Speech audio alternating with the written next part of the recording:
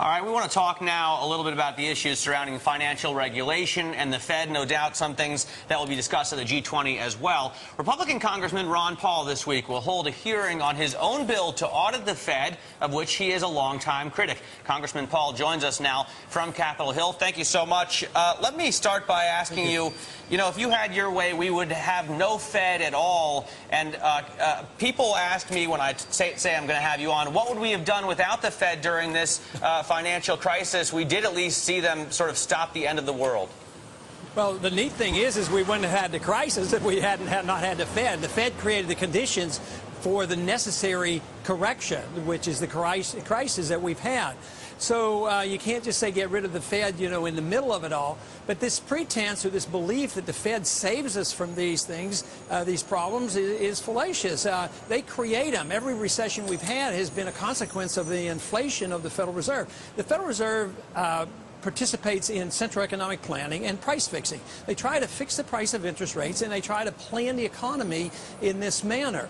So ever since 1913, they have given us nothing but grief. They inflate for the wars. They give us depressions. They give us the inflation. They've destroyed 96% of the value of our dollar. So I don't know how anybody can come up with the belief that they get us out of trouble and that we should give them more power. That doesn't make any sense. Congressman Paul, with all due respect, it wasn't the Fed making those trades, though, in credit default swaps or leveraging their company. Take AIG, take your financial firm. I mean, the financial executives are to blame as well. I think you're putting too much emphasis on the Fed. What about the financial industry? Well, you have to have easy credit to do that. If we went by savings in a free market, the only way you get capital is from savings. But we've had no savings for decades, but the so-called capital comes from the credit that is created by the Federal Reserve. So if you generate undue amounts of easy credit to go into the housing market, people are going to start gambling. It's like a casino.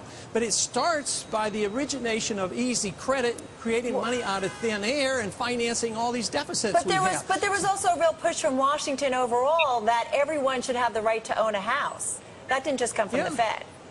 Yeah, but that was bad. So the people who promoted CRA and all these promotions to push these loans on the banks, it's a contributing factor. But they worked in collusion. The people in the Congress that wanted a house for everybody pushed it, and they got it financed by the Fed.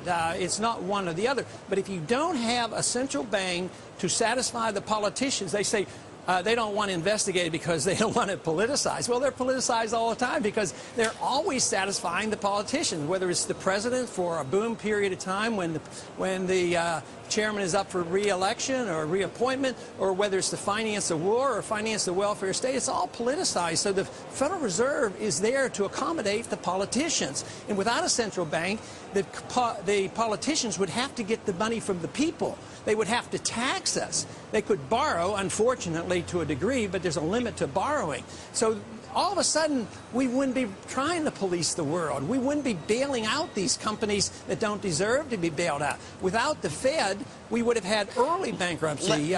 General Motors would have gone bankrupt very soon, and the bad debt and bad investments would have been wiped off the books. Let me ask you, is there any existing evidence of what the currency would look like without a central bank? I mean, all currencies have lost the same amount of value since 1933. Except the one market currency, the gold. one that is in my reserve account. Gold, you're right. Gold has been around as a currency for 6,000 years, and it always appreciates when central banks print money and create credit. I got interested in this when gold was $35 an ounce. Not a bad protection insurance, to invest in and look at protecting the value of what you own, because we steadily erode the value of the dollar, and we're continuing to do it. Who would have ever said 10 years ago that gold prices would triple, which means the value of the dollar shrunk, that degree. You probably could have given us that prediction as well. Congressman Ron Paul, thank you so much for joining us. We're going to take a quick break.